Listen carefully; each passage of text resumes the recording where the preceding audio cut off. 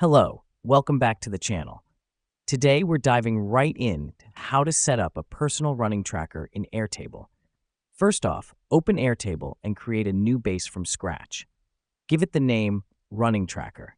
This step is crucial because it's where we're going to log all the data from your runs.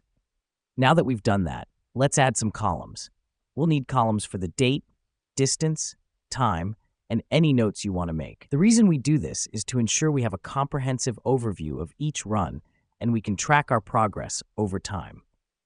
Next up, you'll want to set your distance and time columns to the number field type.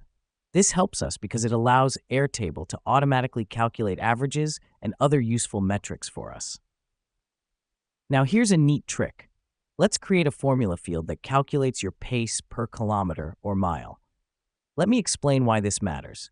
It gives you a quick, at-a-glance view of your speed for each run, allowing you to easily track improvements. Finally, make sure to customize your view. You can group your runs by week or month, sort them by pace or distance, or filter out only your best runs. Here's what's happening behind the scenes. Airtable is turning your raw data into a powerful running log that truly suits your needs. And that's it. You've just set up your personal running tracker in Airtable. With this tool, you're well on your way to tracking, analyzing, and improving your running performance. Thanks for watching, and happy running.